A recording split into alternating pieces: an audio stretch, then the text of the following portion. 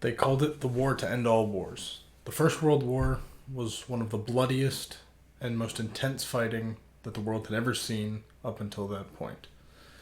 The reason that the First World War began was because of the murder of one man named Archduke Franz Ferdinand of Austria-Hungary.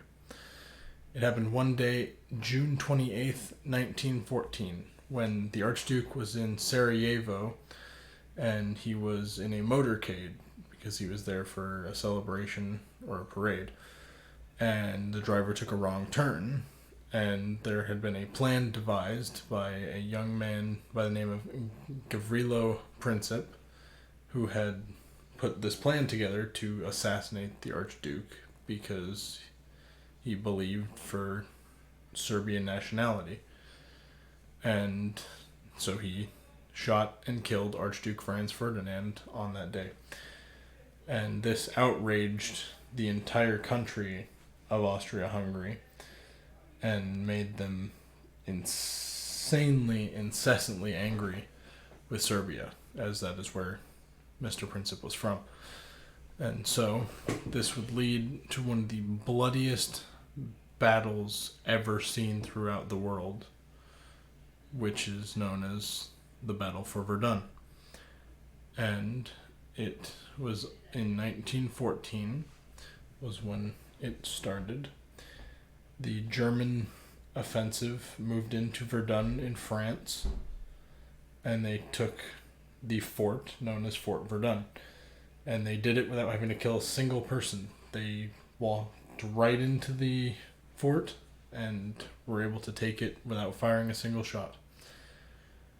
As seen in the article that is called 10 Things You May Not Know About the Battle of Verdun, it involved one of the largest buildups of men and equipment by Germany of the entire war to set up a defensive perimeter around that fort.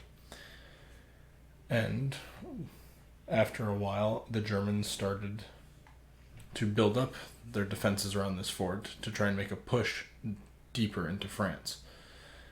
But the French were able to catch on, and they had spy planes that flew overhead and were able to take photographs with very early photography equipment to take photographs of this fort and see that all of the Germans were building up their defenses there.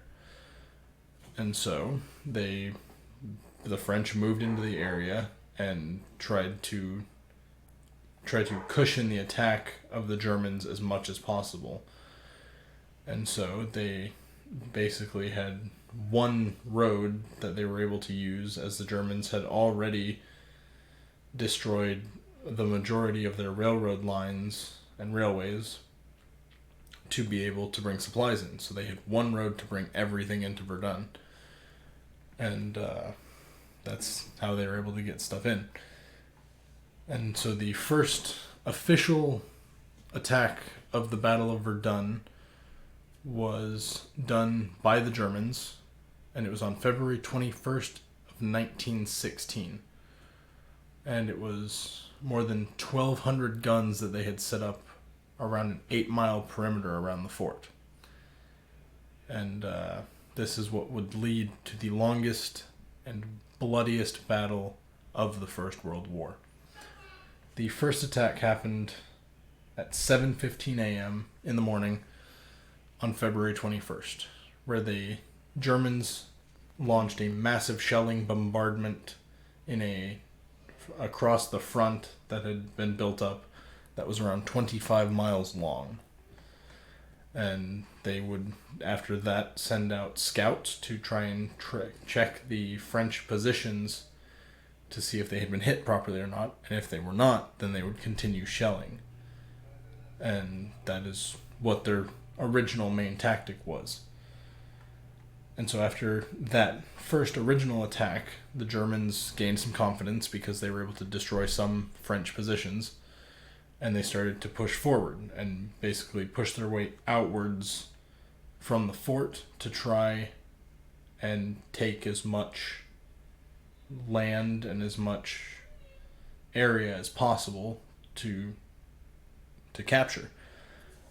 And so they continued that method of shelling and advancement, and then shelling and advancement, all the way up until they had captured 3 separate towns past the fort of Verdun.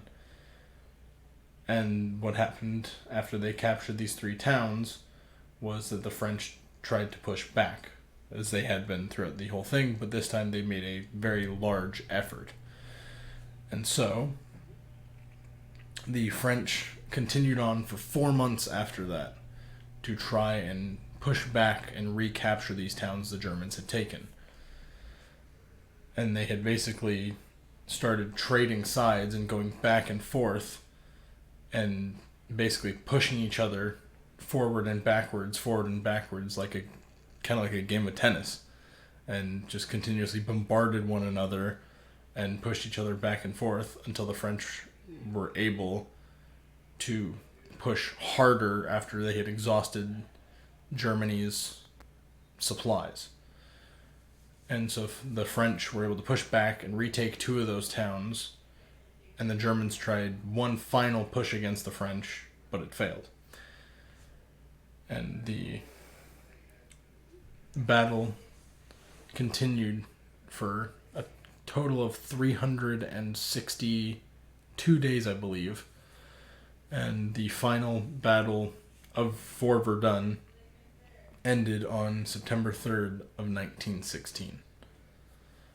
And the estimated casualties at the end of this fierce, intense, strategic battle was around 700,000 people on both sides. In total, around 700,000 people.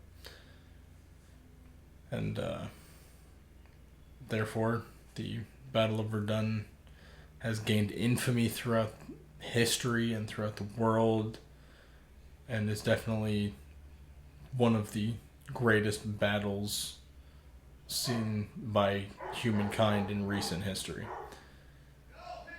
And therefore, the battle shall live on and be remembered by those who gave their lives, the French trying to defend their homeland, and the Germans who tried to take it.